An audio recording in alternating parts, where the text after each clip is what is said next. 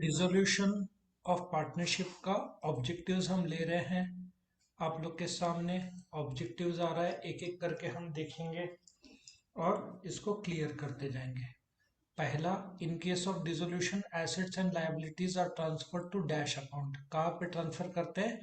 Relation में transfer करते हैं, बराबर है। रिलेशन के डेबिट में एसेट्स, क्रेडिट साइड में लायबिलिटीज। हाँ, dissolution expenses are credited to dash account. So dissolution expenses cash को क्रेडिट मिलेगा और रिलेशन को डेबिट मिलता है। सो क्रेडिट किसको होगा? क्रेडिट व्हाट गोज ऑन, तो कैश को।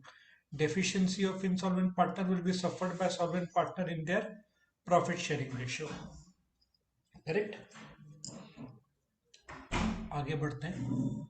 In if any asset is taken over by partners from his capital account will be, ये ड्राइंग्स है तो डेबिट होगा, कैपिटल कम हो जाएगा, दैट इज ड्राइंग्स, तो डेबिट हो जाएगा। If any unrecorded liabilities paid on dissolution of the firm dash account is debited। Simple सा लॉजिक है। अनरिकॉर्डेड लायबिलिटी पे कर रहे हैं तो कैश को क्रेडिट आएगा और रिलेशन को डेबिट आएगा। Correct. Now coming to the next part जो है वो हम देख रहे हैं। Partnership is completely dissolve when the partners of the firm become insolvent. सबके सब डूब गए तो पूरे तरीके से इंसॉल्वेंट हो गए और फिर फाइनल बैलेंस उनका डेफिशिएंसी अकाउंट में ट्रांसफर होता है।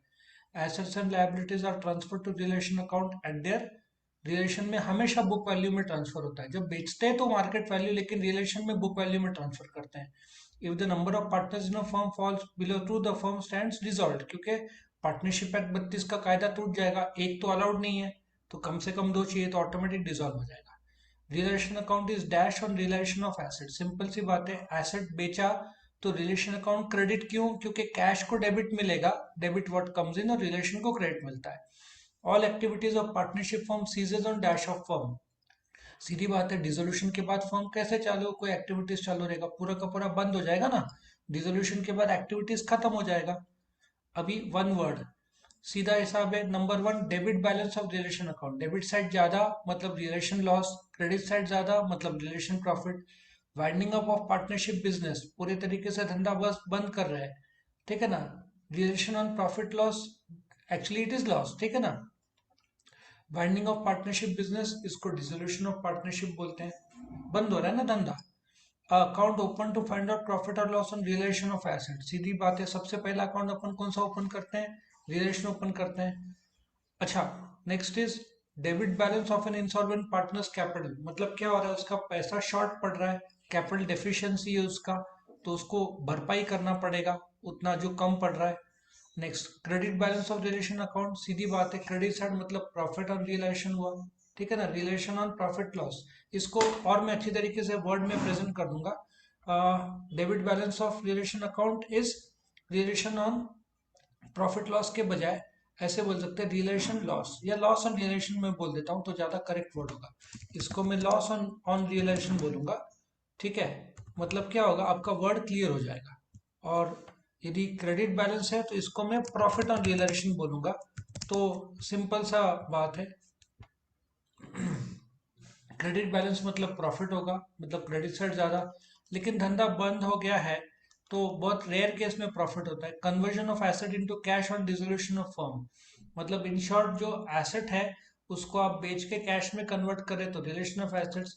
Liability likely to arise on happening of certain event, भविष्य में कोर्ट केस है, हार गए तो भरना पड़ेगा, बच गए तो ठीक है, तो कंटीजेंसी हुआ ना, तो contingent liability. Assets which are not recorded in the books of account, सीधी बात है अनरिकॉर्डेड एसेट्स है। आगे बढ़ते हैं। The accounts which show realisation of assets and discharge of liability. सीधा हिसाब है, सबसे पहला अकाउंट कौन सा है? Relation.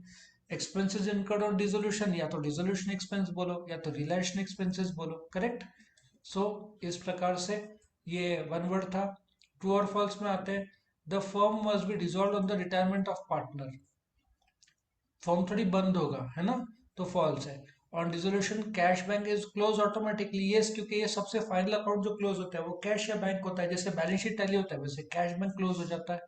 On dissolution bank overdraft is transfer to realisation account. Bank overdraft नहीं, सारे थर्ड पार्टीज लायबिलिटीज ट्रांसफर करते हैं। A solvent partner having debit balance to his capital account does not share the deficiency। क्यों नहीं भाई, share तो करना पड़ेगा, क्योंकि सेक्शन 25 पार्टनरशिप एक्ट 32 लागू होता है कि इंसॉल्वेंट पार्टनर का जो शॉर्टफॉल हो रहा है वो सॉल्वेंट पार्टनर को भरना पड़ेगा। डिसोल्यूशन ऑफ पार्टनरशिप में सारे के सारे एसेट्स ट्रांसफर करते हैं टू द रिलेशन फॉल्स। क्यों सारे के सारे नहीं, प्रॉफिट एंड लॉस अकाउंट नहीं, कैपिटल का डेबिट बैलेंस, करंट का डेबिट बैलेंस, कैश बैलेंस, ये सब ट्रांसफर नहीं करते, बाकी सब करते हैं। Debit balance of insolvent partners capital is known as capital deficiency. सही बात है, कैपिटल शॉर्ट पड़ रहा है तो debit side. At the time of dissolution loan from partner will be transfer to realisation account. The answer is no, false, क्योंकि वो internal loan है। Partners wife loan third party loan है तो वो ट्रांसफर होगा, बट पार्टनर्स लोन नहीं होगा। Dissolution takes place when the relation among the partners come to an end. सीधी बात है, रिलेशन खत्म हो गया। The insolvency loss at the time of dissolution is shared by solvent partners in the profit sharing ratio. True है। Realisation account is not transfer to insolvent partners. क्यों भाई, relation loss सबको झेलना पड़ेगा तो ट्रांसफर होना ही पड़ेगा। One sentence, what is dissolution? जब फॉर्म बंद हो जाता है पूरे तरीके से उसको पार्टनरशिप डिसोल्यूशन बोलते हैं। रिलेशन अकाउंट क्या है? जिसमें सारे एसेट्स और third party liabilities at the book values transfer account, which accounts are not transfer to realisation cash bank.